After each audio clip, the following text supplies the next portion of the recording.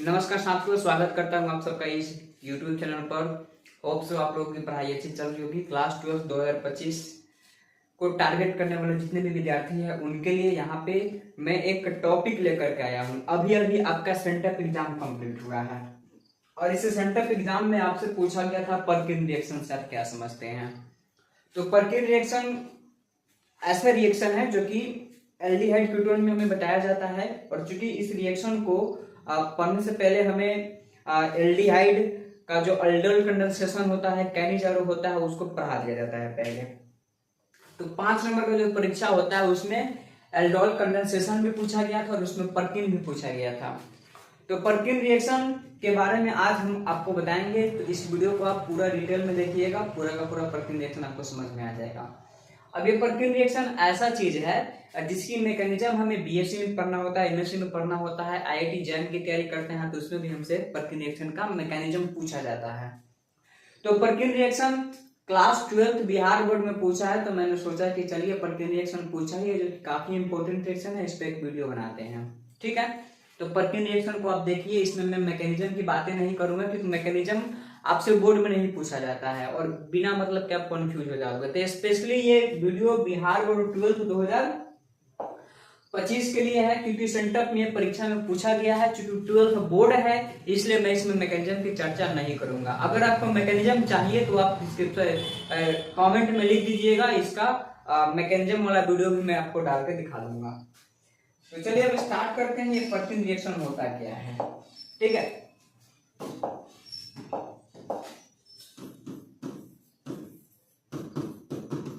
Perkin reaction देखिए। तो Perkin reaction 5 number में पूछा गया था। तो 5 नंबर में क्या होता है कि हमें डिफिनेशन भी लिखा जाता है। तो डिफिनेशन में देखिए हम क्या लिखेंगे। जब एरोमेटिक एल्डिहाइड की प्रतिक्रिया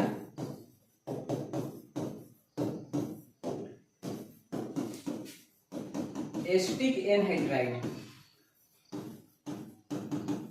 के साथ कराई जाती है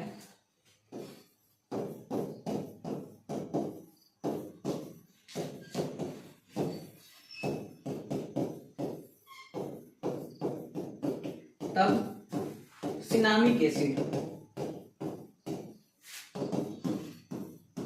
तथा एसिटिक एसिड का निर्माण होता है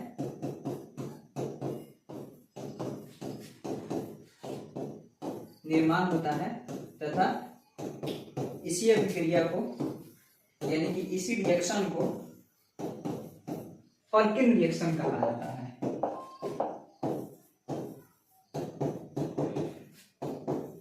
इसी रिएक्शन को पर्किन रिएक्शन कहा जाता है। ठीक है, तो अब हमें रिएक्शन लिख करके दिखाना होता है क्योंकि बोर्ड में जब भी अगर आपसे पूछे कि इस रिएक्शन से आप क्या समझते हैं, जैसे कि उर्ज रिएक्शन से आप क्या समझते हैं, फिटिक रिएक्शन से क्या समझते हैं, सैंडविच रिएक्शन से क्या समझते हैं, फ्रैंकलिन रिएक्शन से क्या समझते हैं, तो अगर इस प्रकार के क्वेश्चन पूछे तो पहले तो उसके बारे में आप लिखिए।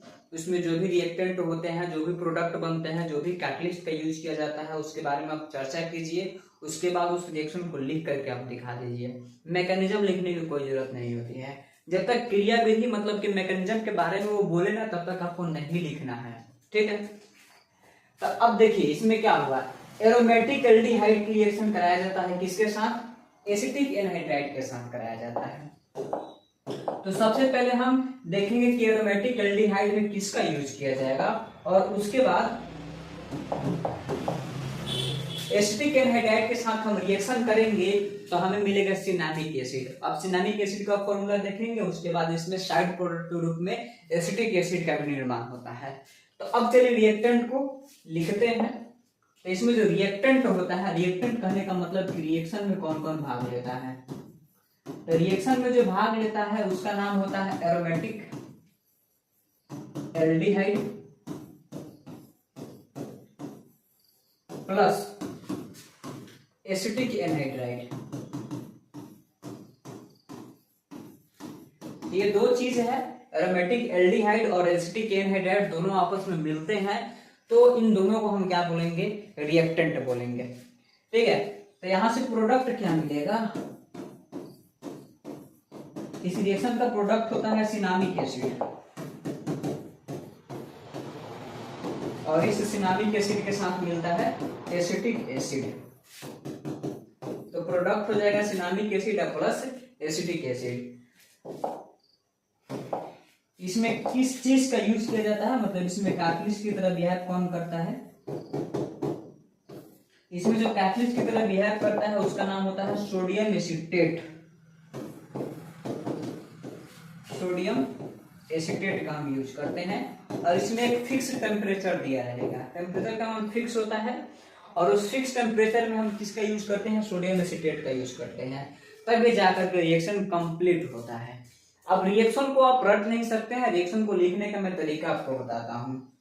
अब देखिए, इसमें मैंने सबसे पहले आपको बताया था कि रिएक्शन में एरोमेटिक एल्डिहाइड लेना है, एरोमेटिक एल्डिहाइड के साथ एसिड एनहाइड्राइड डालना है। ठीक, और इसमें रिएक्टेंट ऐसे एरोमेटिक एल्डिहाइड और एसिड एनहाइड्राइड लेने के बाद इसमें हम कैटलिस्ट चीज का यूज करेंगे CH3COONA। ठीक है, और इसका क्या नाम होता है, सोडियम एसीटेट,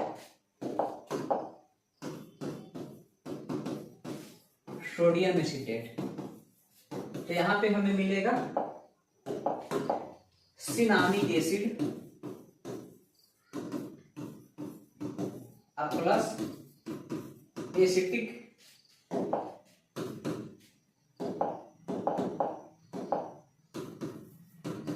एसिड। तो अब चलिए बाई फॉर्मूला हम लिख करके आपको दिखाते हैं। देखिए इसमें करना क्या होता है, एरोमेटिक एल्डिहाइड के रूप में यहां पे हम लेंगे बेंजल्डिहाइड। ठीक है, इसका नाम है बेंजल्डिहाइड।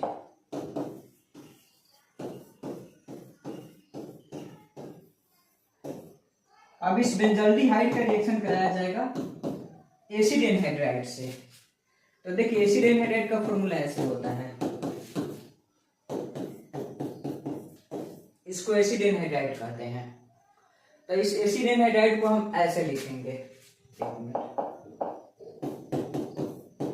ठीक है। तो इसका जो नाम है इसको बोलते हैं एसिटिक एनहाइड्राइड। ठीक है, क्योंकि यहाँ पे 2 कार्बन है और इसको एनहाइड्राइड ग्रुप बोलते हैं, तो एसिटिक एनहाइड्राइड नाम हो गया। अब इसको हम डायरेक्टली ऐसे नहीं लिखेंगे, हम इसको इस तरीका से लिखेंगे ताकि हमें प्रोडक्ट डायरेक्टली मिल जाए और हमें मैकेनिज्म भी याद नहीं करना पड़े।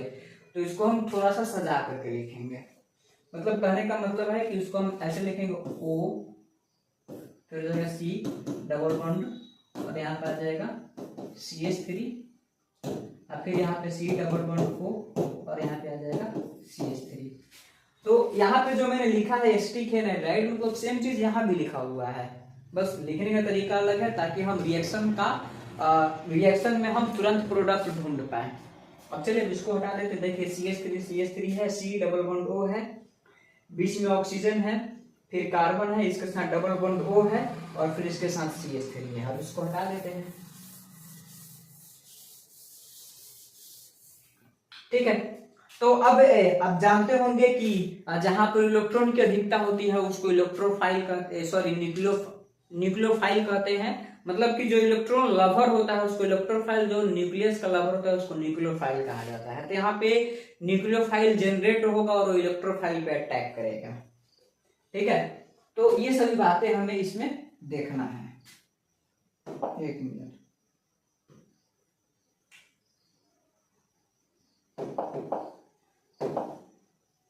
कार्बन। तो यहाँ पे हमने आपको दिखा दिया कि ये बेंजल्डिहाइड है और इसको कहते हैं एसिटिक एनहाइड्राइड, एसिटिक एनहाइड्राइड। अब देखिएगा यहाँ पर जो कार्बन के साथ 3 हाइड्रोजन लगा हुआ है इसको हम ऐसे भी लिख सकते हैं, यहाँ पर कार्बन रहेगा, इसके साथ एक H रहेगा, कार्बन हाइड्रोजन, और इसका 2 हाइड्रोजन को हम ऐसे लिख लेते हैं। मतलब कि ये जो बात लिखा हुआ है इसको हम ऐसे इसलिए लिख रहे हैं ताकि हमें प्रोडक्ट तुरंत मिल जाए। अब यहाँ से होगा क्या, यहाँ से दोनों हाइड्रोजन इस ऑक्सीजन के साथ रिएक्शन करके बाहर निकलेगा, ठीक है। तो यहाँ से H2O निकल जाएगा। अब जब H2O निकल जाएगा तो यहाँ पे जो हमारा बेंजीन रिंग है और ऊपर कार्बन और यहाँ पर हाइड्रोजन, और यहाँ पे जो कार्बन बना है और यहाँ पर जो कार्बन बचा है इसके बीच में डबल बॉन्ड बन जाएगा। उसके बाद H, वही C डबल बॉन्ड O, फिर यहाँ का ऑक्सीजन और फिर C डबल बॉन्ड O और इसके साथ आ जाएगा CH3, ठीक है। तो इसको बोलते हैं alpha beta unsaturation compound, alpha beta unsaturated compound. अब जब अल्फा बीटा अनसैचुरेटेड कंपाउंड मिल गया, अब देखिए बहुत सारा लंबा चौड़ा कहानी होता है। एल्डोल कंडेंसेशन में बताया जाता है कि इसको अल्फा बीटा अनसैचुरेटेड कंपाउंड क्यों कहते हैं। ऐसे आप याद रखिए कि इसमें अल्फा बीटा अनसैचुरेटेड कंपाउंड मिलता है। अब जब इतना हो जाएगा तो इतना होने के बाद फिर हम क्या करते हैं, इसका कराते हैं हाइड्रोलाइसिस, ठीक है। हाइड्रोलाइसिस का मतलब होता है पानी को ऐड करना, addition of water is said to be hydrolysis. इसमें जैसे हम H2O को ऐड करेंगे तो H2O H प्लस और OH माइनस में क्या हो जाएगा, टूट जाएगा। अब चूंकि H प्लस जो है ये इलेक्ट्रोफाइल की तरह काम करेगा, OH माइनस न्यूक्लियोफाइल की तरह काम करेगा, तो H प्लस जो है वो न्यूक्लियोफाइल पे जाकर के अटैक करेगा। मतलब कि H प्लस जो है वो उसके पास जाना पसंद करेगा जिसके पास नेगेटिव चार्ज होगा, OH माइनस उसके पास जाना पसंद करेगा जिसके पास पॉजिटिव चार्ज होगा। तो फिर क्या होता है, यहाँ पे बॉन्ड टूटता है, ठीक है। ये वाला जो बॉन्ड है, ये वाला बॉन्ड यहाँ से ब्रेक हो जाएगा। जब सब सही है ना,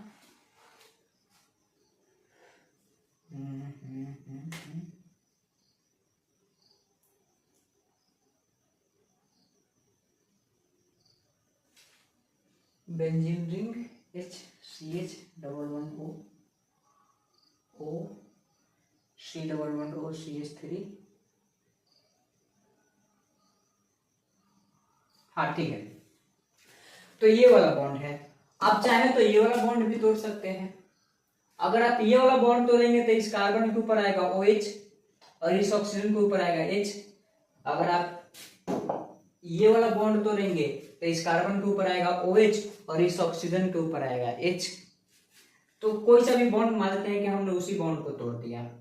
जब उस बॉन्ड को हम तोड़ेंगे तो ऑक्सीजन के ऊपर आएगा नेगेटिव चार्ज और इस कार्बन के ऊपर आएगा पॉजिटिव चार्ज। और यहाँ से हाइड्रोलाइसिस कराने के दौरान H प्लस और OH माइनस हमारे पास ऑलरेडी बना हुआ है। तो H प्लस जो है इस नेगेटिव के पास जाना पसंद करेगा और OH माइनस इस पॉजिटिव के पास जाना पसंद करेगा। तो फिर देखिए क्या होगा,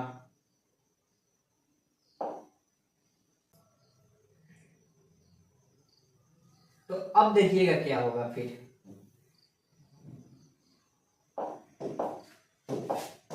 देखिए यहां पर जो बेंजीन रिंग है, ठीक, ये जो बेंजीन रिंग मैंने यहाँ पे बनाया है इसके साथ रहेगा CH और double bond CH, C double bond O, और यहाँ पर है O माइनस, तो इस O माइनस के पास जाएगा H प्लस, तो यहाँ पे मिल जाएगा OH।